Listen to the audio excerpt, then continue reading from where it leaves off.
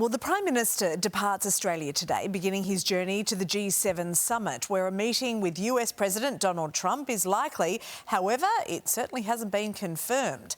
Anthony Albanese is under mounting pressure to secure talks after Mr Trump's Defence Secretary announced his department would review our multi-billion-dollar AUKUS deal. Secretary Pete Hegseth has publicly criticised our defence spending as well, urging that it be lifted as soon as possible. For more, we're joined now by Health Minister Mark Butler and Shadow Finance Minister James Patterson. Morning to you both. Good to see you. Mark, we'll start with you. Look, we know that reviews happen. It is odd, though, that this AUKUS review was announced so publicly. It's even called a snap review.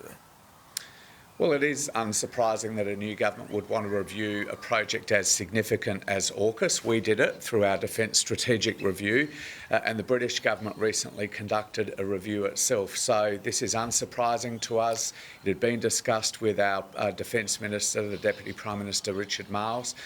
We welcome it. We're going to cooperate very fully with it, as we did the British review. But it's the public nature of it, Mark. That's the unusual thing. These things usually happen behind closed doors. It's not announced that we're going to review this with a new administration. We were very public with our Defence Strategic Review. There was no secret that the British were reviewing a project as significant as this. I think the important thing for the Australian people, certainly for my community in the western suburbs of Adelaide that will be building the AUKUS submarines, is we have full confidence this project will go ahead. It's in our interest, it's in America's interest, and it's in the British people's interest as well.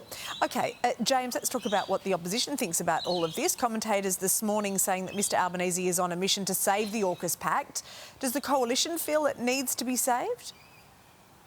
It absolutely must be, and I agree with everything Mark said at the end of his answer there, that it is something that's in the interest of Australia, but also the interest of the UK and the United States, and we wish the Prime Minister well on what is a very important mission for our country. The person who's conducting the review, Elbridge Colby, is someone I know. I've met with him twice in Washington, DC to discuss AUKUS, and I'm very familiar with his views, and there are two major issues we have to overcome. The first is the US defence industry ability to produce submarines, and we've got a good story to tell. We're contributing $3 billion towards that task. But the second is Australia's ability to receive and operate these Virginia-class submarines without it coming expense of ADF capability, and that's a much harder task. He believes we're not spending enough on defence, and all of our defence and national security experts in Australia believe that too. So in our own national interest, we should increase our defence spending, and we'll also help convince the Trump administration that we're serious about AUKUS. Mark, is that going to happen in the coming months, just quickly?